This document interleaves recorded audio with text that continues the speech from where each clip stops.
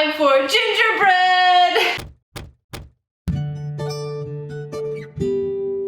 Hi, welcome to Cake Mom. I'm Abby, this is Emery, that's Aaliyah, and on this channel I share with you some of my favorite tips and techniques as well as recipes to help you with your home baking projects.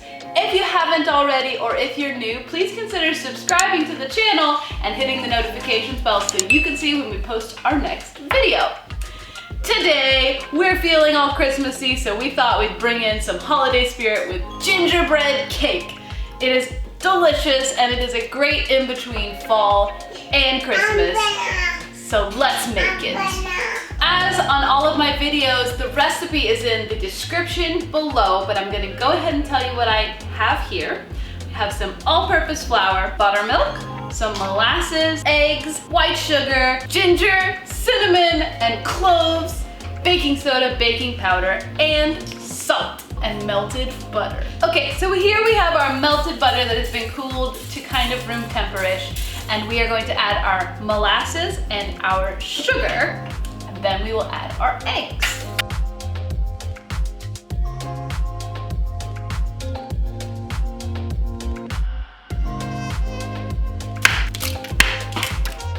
Okay, so now we're going to go ahead and add our buttermilk. Make sure your buttermilk is room temperature for this one, so just let it sit out for a little while before you use it. We're going to set that aside and combine our dry ingredients without making a mess. So now we're going to add our dry ingredients into our other mixture. So now we're going to pour this into 3 prepared 6-inch pans. We've got parchment paper, and they've been greased and floured. You can also just put this into a 9x13 rectangular pan and bake it that way. But this is how we're doing it today. Okay, so now we are going to bake these in a 350-degree oven for approximately 20 to 30 minutes or until they spring back when you touch the center and a toothpick inserted into the center comes back clean. Okay, so our cakes are done, they're in the freezer, and as all good gingerbread cake, we are going to make a whipped cream frosting. Now, this is simply a stabilized whipped cream so that it will hold up on the cake a little bit better. Be aware that before you make this, your cakes need to be completely ready because as soon as it's finished, you really do need to go ahead and decorate your cake. Otherwise, it'll set up and you won't get that smooth finish you're looking for. A stabilized whipped cream is simply whipping cream, sugar, and some unflavored gelatin. Okay, so you're going to take your unflavored gelatin and you're going to bloom it in some cold water.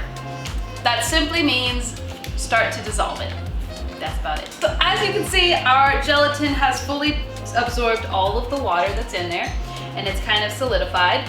But now what you are going to melt this until it is liquidy, but not too hot. You don't want to completely kill it. So just melt it gently, either in a microwave or on the stove top. So now you are going to put most of your heavy cream, say about 2 tablespoons, but put most of it in your mixing bowl and go ahead and turn it up and start whipping your whipped cream. So while you are whipping your cream, go ahead and warm up the set aside portion just slightly to knock the chill off because we are going to add our melted gelatin into this cream and you don't want it to chunk and curdle. So go ahead and do that now. So while your whipped cream is just at soft peaks, you want to go ahead and add your powdered sugar and your vanilla. So now we are going to stack our cake. We have our cooled gingerbread and we have our vanilla whipped cream.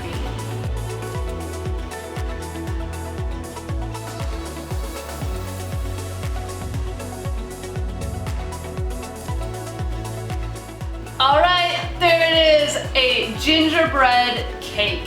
It's a classic, it's delicious, and totally would be a hit at any holiday party you decide to take it to. I hope you've enjoyed this video. If you did, please leave a comment, and if you haven't already, please consider subscribing to our channel and hitting the notifications bell so you can see when we post our next video. Have a great day.